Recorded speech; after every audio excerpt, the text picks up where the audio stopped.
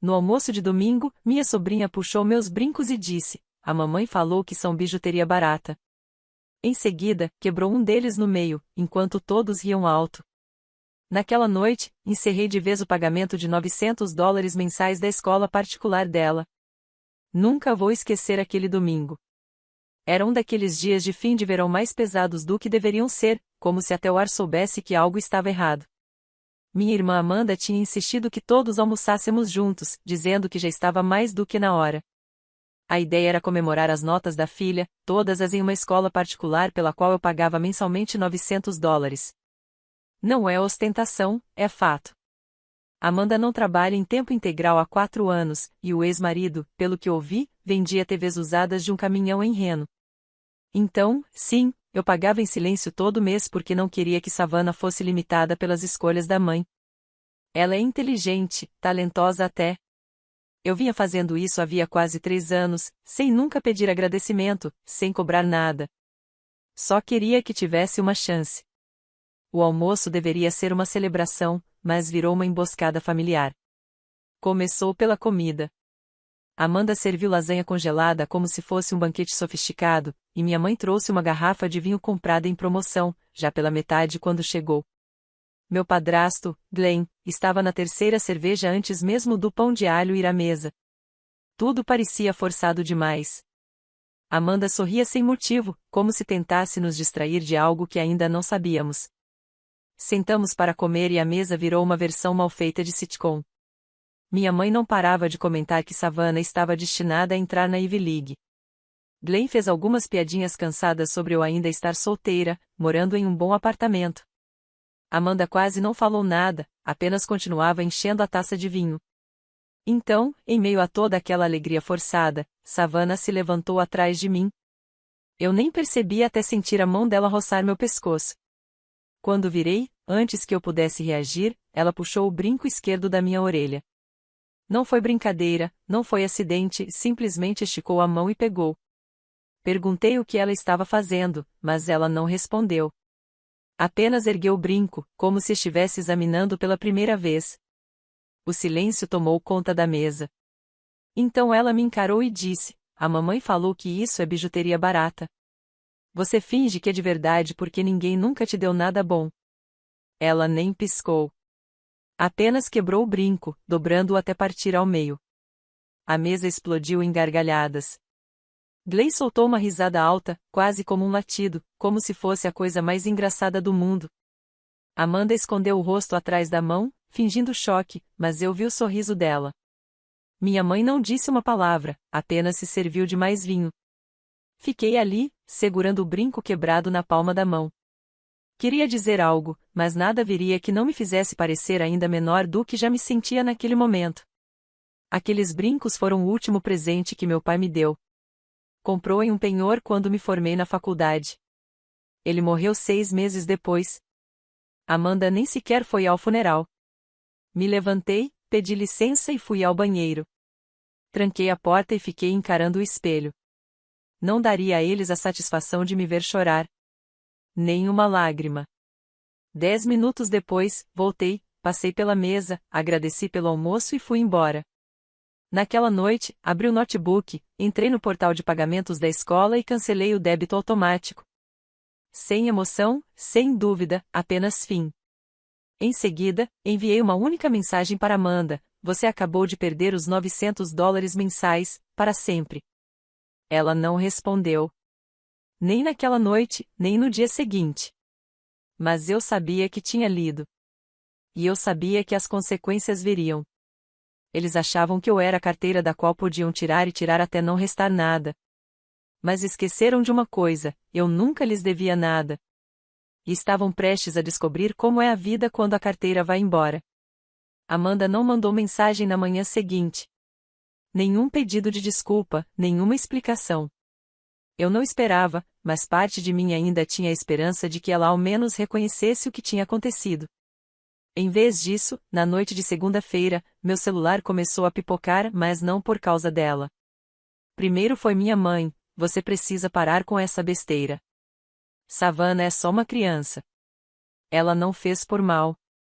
Depois, outra mensagem: Como se estivesse montando um argumento: você vai mesmo tirar a educação dela por causa de um brinco? Em nenhum momento ela perguntou se eu estava bem. Em nenhum momento mencionou que Savannah havia quebrado algo que tinha pertencido ao meu pai. Não respondi.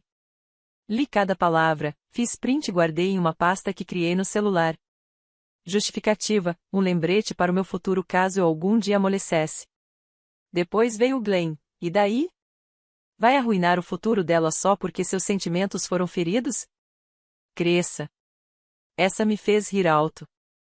Glenn, que nunca deu um centavo para o aluguel da Amanda nem para a escola das crianças, de repente tinha muito a dizer sobre as minhas responsabilidades. Então permaneci em silêncio.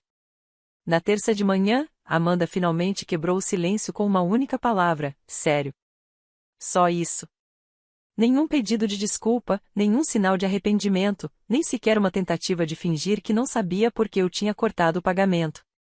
Apenas uma palavra passivo-agressiva, como se eu tivesse cancelado um brunch ou esquecido de levar um prato para um encontro de amigos.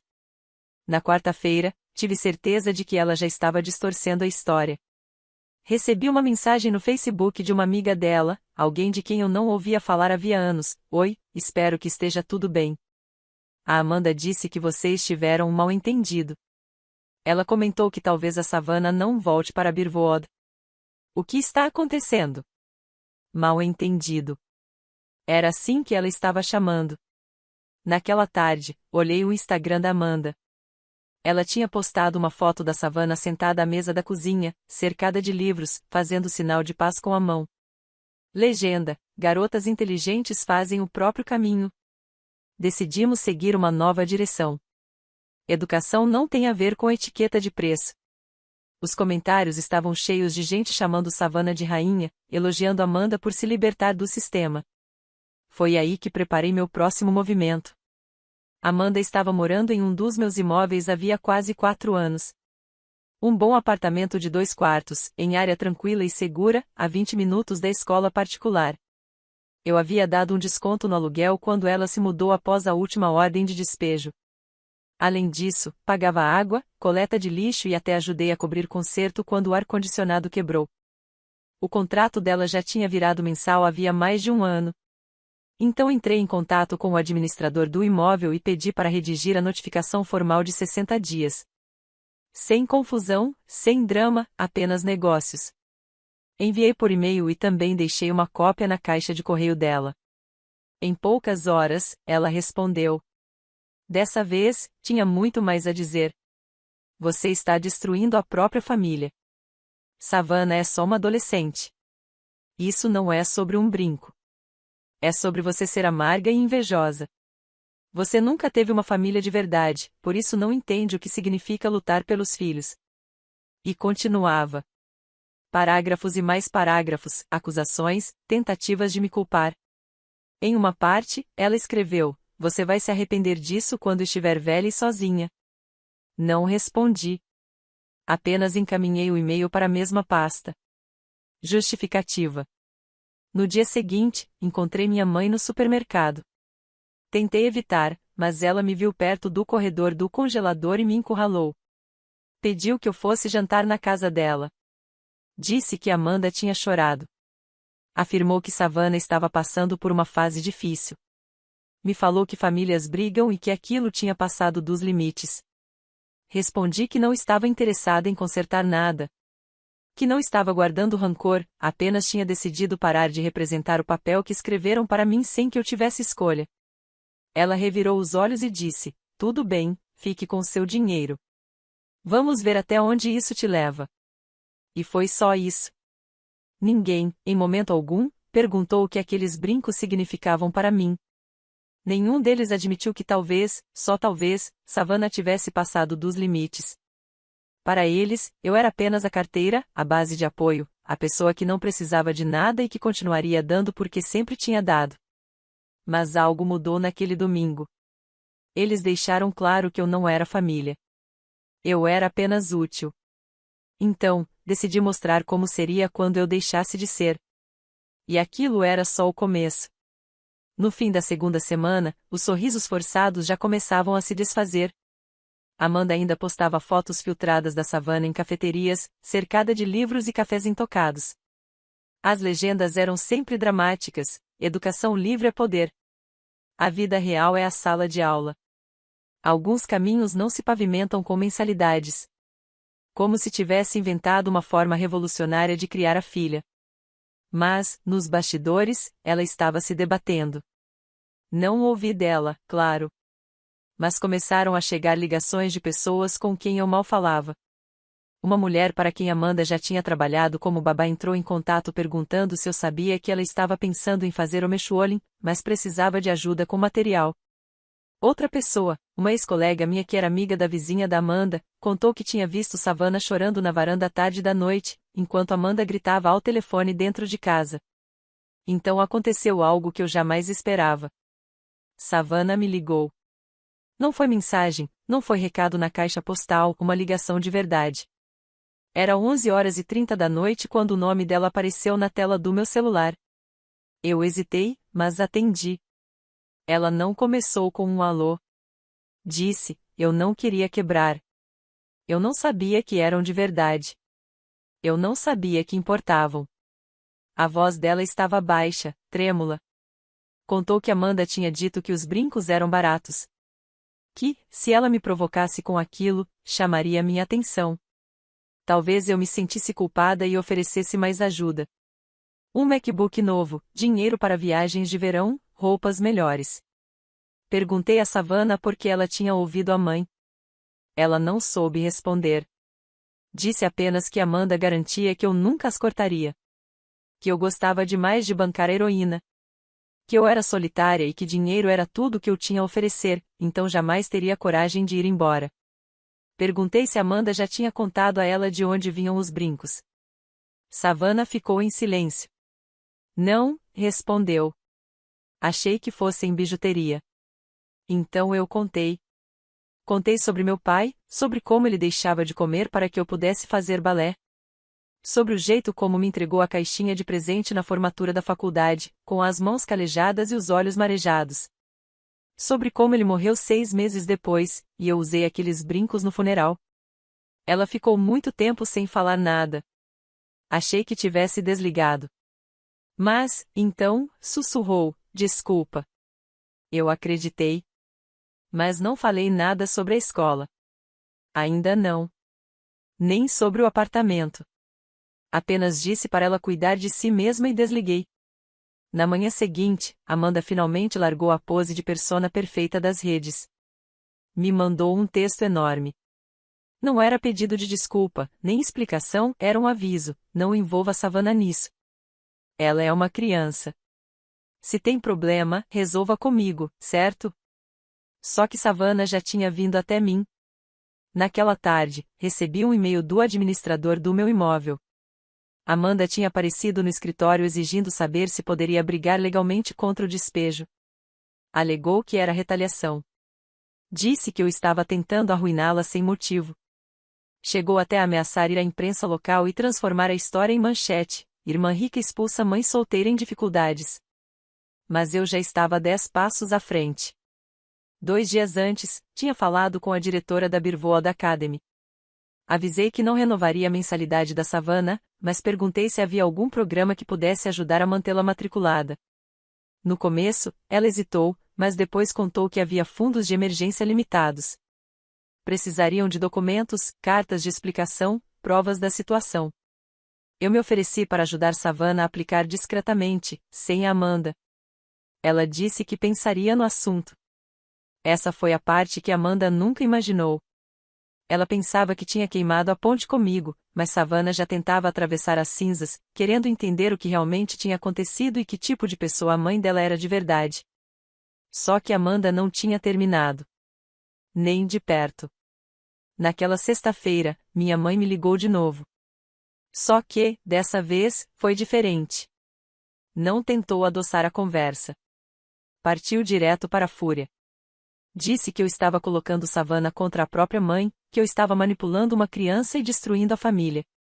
Glenn pegou o telefone em seguida e disse que eu devia estar pronta para viver com as consequências do que comecei. Foi aí que tomei minha decisão final. Liguei para o meu advogado e pedi para iniciar o processo de retirar o acesso da Amanda à conta de herança que nosso pai tinha deixado.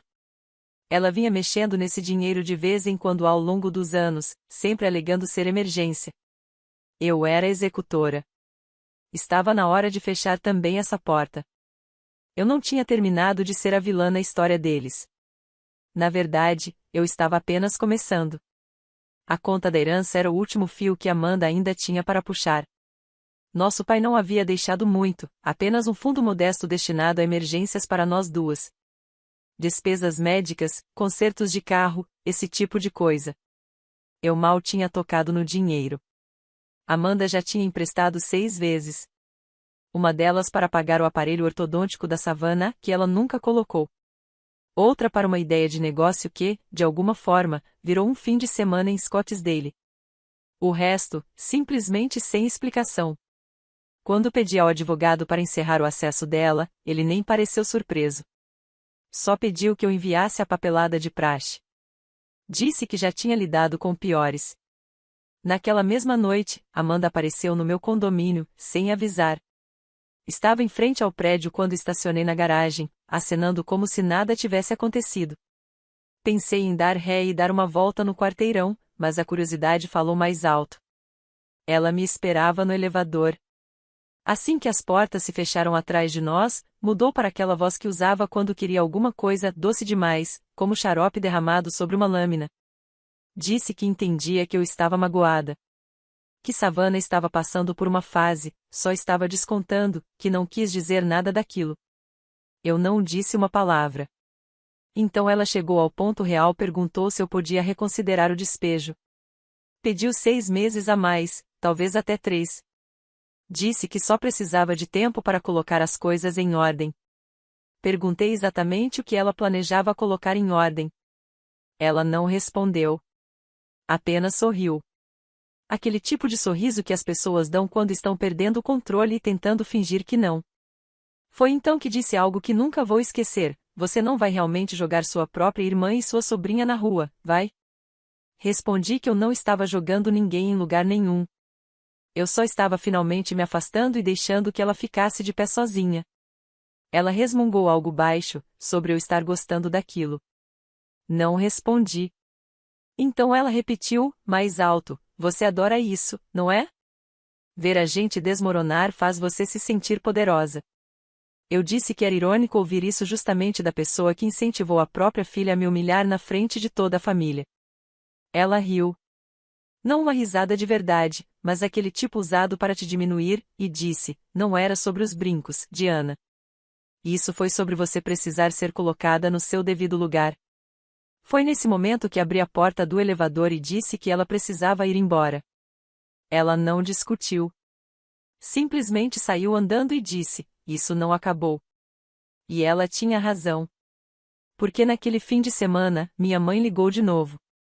Dessa vez, contou que Amanda tinha se mudado para a casa dela. Temporariamente, alegando que não tinha para onde ir. Disse que Savannah estava infeliz, se recusando a comer.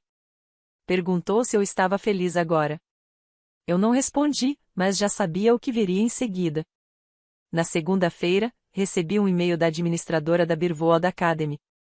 Ela dizia que Savannah havia enviado um pedido de bolsa por dificuldades financeiras, mas Amanda tinha interceptado o retorno da escola e insistido para cancelarem. Alegou que não estavam mais interessados. Foi aí que liguei para Savannah diretamente. Ela atendeu do banheiro, sussurrando, e contou que Amanda tinha tomado o celular dela na noite em que tentou me ligar, ameaçando cancelar seus planos de verão, dizendo que ela não podia mais falar comigo. Perguntei se ela ainda queria continuar na Birwood. Ela disse que sim, mas não queria trair a mãe. Respondi que não era traição se ela apenas estava tentando sobreviver. Então revelei algo que ainda não planejava dizer: eu tinha dinheiro guardado o suficiente para pagar o último ano completo dela na Birwood, se ela quisesse. Sem condições, sem acordos, sem precisar de contato com Amanda. Ela chorou. Depois sussurrou: eu não sei o que fazer. E eu disse: você não precisa decidir agora. Só saiba que eu não vou a lugar nenhum. Naquela noite, recebi outra mensagem de Glenn. Dessa vez, a mensagem foi curta: você vai destruir essa família só porque seu orgulho foi ferido. Fiquei olhando para aquilo por um minuto inteiro, depois deletei. Porque o que eles não entendiam, o que se recusavam a entender, era que não se tratava de orgulho. Era sobre décadas sendo usada e depois culpada, sobre ser a confiável até decidirem que eu não servia mais. Eles achavam que eu acabaria cedendo, pedindo desculpas, oferecendo ajuda. Mas eu não ia ceder. Eu estava limpando os escombros e, quando terminasse, eles não reconheceriam a versão de mim que sairia debaixo deles. 2 semanas depois de Amanda se mudar para a casa da nossa mãe, ouvi de Savannah novamente. Só que desta vez não foi uma ligação. Foi uma carta, escrita à mão, dobrada com cuidado em um envelope, deixada na minha caixa de correio sem remetente. A caligrafia dela era atenta, como se não quisesse estragar nada. Ela contou que vinha pensando em tudo, no que fez, no que Amanda disse, nas consequências. Escreveu que, pela primeira vez na vida, não sabia em quem confiar. Que Amanda mudava a história o tempo todo. Primeiro, dizia que eu tinha enlouquecido. Depois, que eu era invejosa. Por fim, virou que eu estava fazendo tudo aquilo só para controlá-las. Mas Savannah escreveu outra coisa. Disse, eu lembro de quando você me dava livros todo Natal. De quando você foi na minha feira de ciências. De quando você comprou aquele bloco de desenho mesmo quando eu disse que não era boa nisso. E então perguntou se ainda poderia voltar para Birwood. Sem mencionar Amanda. Sem desculpas. Apenas uma criança estendendo a mão. Não hesitei. Escrevi para a administradora da escola e disse que seguiríamos em frente. Eu bancaria o ano inteiro discretamente, com a condição de que Amanda não tivesse nenhuma participação. Nenhum contato. Paguei até uma taxa extra para registrar Savannah como estudante independente em circunstâncias especiais. 3 dias depois, recebi outra carta. Dessa vez, de Amanda. Uma bagunça. Um fluxo de raiva e sarcasmo, escrita à mão como a de Savannah, mas apressada e cheia de fúria. Ela me acusava de manipular a filha, de forçá-la a escolher lados. Dizia que eu era uma mulher sem família tentando roubar a de outra pessoa. A última frase dizia, você não passa de uma carteira rancorosa. Não respondi, porque nessa altura outra coisa tinha acontecido. Minha mãe me ligou chorando. Não eram lágrimas dramáticas, performáticas. Eram reais. Eu podia ouvir na voz dela. Disse que Amanda e Glenn tinham brigado feio, gritando no meio da garagem. A briga foi por dinheiro, sobre quem deveria pagar o quê, sobre de quem era a culpa por eu ter cortado tudo. Savannah se trancou no quarto de hóspedes. Glenn saiu batendo porta e só voltou perto da meia-noite. Mamãe disse que sentia como se tudo estivesse desmoronando. Eu respondi que não estava desmoronando, só finalmente mostrando as rachaduras. E então veio a parte que eu não esperava, ela pediu desculpas. Disse que deveria ter me defendido no almoço, que sabia que o que Savannah fez estava errado, que deixou Amanda distorcer a história porque era mais fácil do que encarar a verdade. Contou que Glenn não estava lidando bem com a situação, que tinha começado a dizer coisas injustas sobre mim, que a acusava de estar escolhendo lados. Eu não falei muito, apenas escutei. E então ela disse algo que eu nunca tinha ouvido dela, obrigada por cortar elas. Esperei. Ela repetiu, obrigada por fazer o que eu não consegui. Disse que Amanda precisava aprender a se sustentar sozinha. Que Savannah precisava enxergar o que era manipulação quando vinha de alguém em quem você confiava. E que, de alguma forma, ao me afastar, eu tinha feito mais por elas do que ela mesma, ficando. Eu não chorei, mas senti algo mudar dentro de mim. Durante anos, fui a pessoa em quem todos se apoiavam. A confiável. A que resolvia os problemas. E quando finalmente me defendi, todos agiram como se fosse um ataque. Mas agora, com a poeira começando a baixar, eles estavam percebendo uma coisa, eu não era quem estava destruindo a família. Eu era quem a mantinha de pé. E sem mim, a verdade finalmente estava sendo forçada a aparecer. Mas ainda faltava a última parte, porque Glenn ainda achava que podia falar de mim como se eu devesse algo a eles. Eu tinha uma última coisa a dizer a ele. Glenn nunca vinha direto. Nunca. Sempre preferia comentários de lado, jogados em grupos de família, altos o bastante para ferir, baixos o bastante para negar depois. Dessa vez, foi num churrasco. Um daqueles encontros de vizinhança em que mamãe culpava todo mundo até ir. Eu não planejava comparecer, mas Savannah tinha me pedido diretamente, em outra carta escrita à mão, que fosse, só para não piorar as coisas. Então eu fui. O quintal estava cheio de cadeiras de plástico, cachorros quentes mornos, e a playlist horrível do Glenn tocando de fundo. Amanda ficou do outro lado, de óculos escuros, fingindo que eu não estava lá. Savannah passou quase todo o tempo ao meu lado, sem falar muito, mas presente, observando. Foi no meio de uma conversa sobre absolutamente nada que Glenn soltou. Bom, nem todos nós podemos ser como a Diana. Sem filhos, sem parceiro, nada a perder. As palavras ficaram no ar como fumaça. Algumas pessoas riram sem graça. Alguém se mexeu na cadeira. Minha mãe congelou. Eu me levantei completamente. Sem gritar, sem cena. Olhei direto para Glenn e disse: na verdade, eu tenho algo a perder. Minha paciência. E ela acabou. Depois me virei para minha mãe, agradeci pelo convite, beijei Savannah na testa e fui embora. Não voltei. No dia seguinte, entrei com a papelada para cortar oficialmente qualquer acesso de Amanda a tudo que estivesse ligado a mim, contas conjuntas, contatos compartilhados, qualquer coisa. Troquei as fechaduras do meu imóvel antes de entregar para um novo inquilino. Enviei ao meu advogado as cópias finais de tudo.